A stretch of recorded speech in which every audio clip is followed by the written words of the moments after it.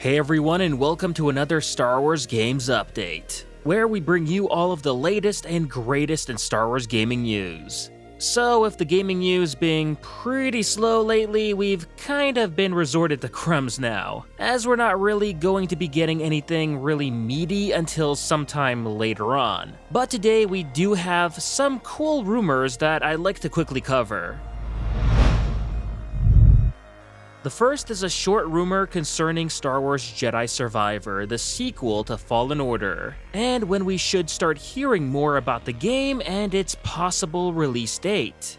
According to industry insider and games journalist Jeff Grubb, who's well in the know for his connections in the games industry, has revealed that EA is going to start talking about Jedi Survivor in December.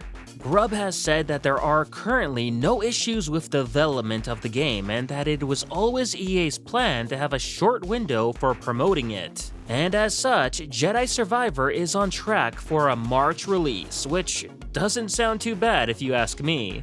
I'd so much rather wait to start seeing serious details about the game and know that it won't be long until we get our hands on it. So to hear the details about it in the winter and start playing it in the spring is pretty good.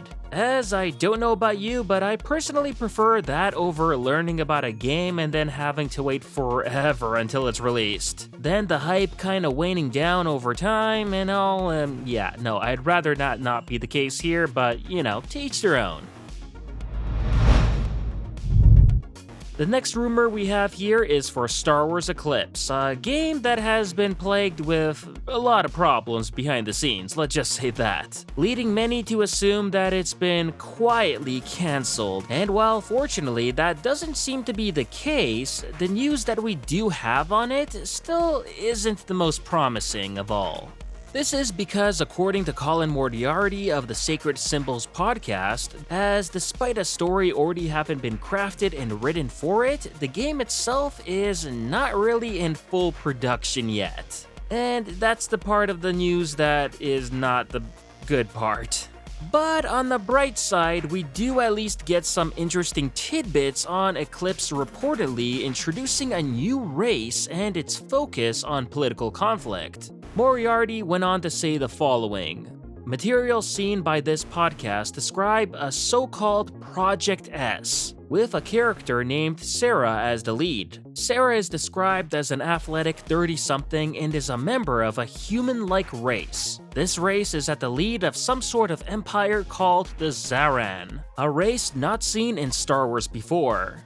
It prides itself on political and military aggression, and similar to what you find elsewhere in Star Wars, there's little differentiation between males and females when it comes to roles and responsibilities. But there's an interesting wrinkle. When the Zaran marry, their nuptials carry interesting military implications as they become one governing unit that works together. This is a problem because Sarah, a fanatical true believer in the violence and criminality regularly demonstrated by her empire, is married to a character named Zendo, who is a far softer touch. Part of the game seems to revolve around these two characters and their relationship."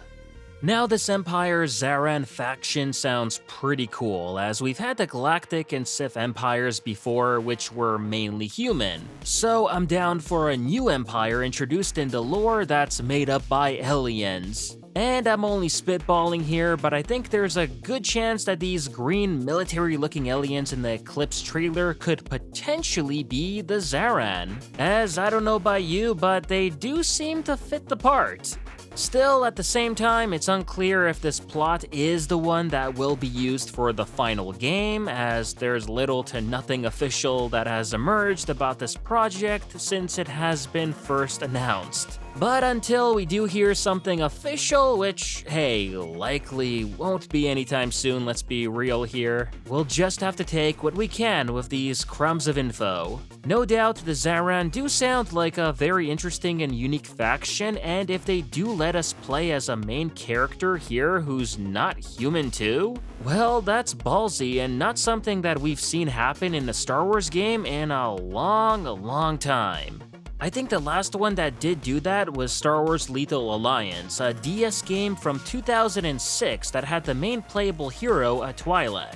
And since then, we, for the most part, have only had humans as the lead roles. So suffice to say, this is definitely big if it does turn into fruition. That and Eclipse actually coming out and not being cancelled like so many were expecting that to be the case. And that will do it for this Star Wars Games update. As always, if you enjoyed this video, please like, share it, and subscribe to the channel to not only support it, but to keep up with Star Wars news, gaming, and canon lore released every week. And consider following me on Twitter and Facebook to never miss out on the latest Star Wars content. Thanks for watching, and may the Force be with you.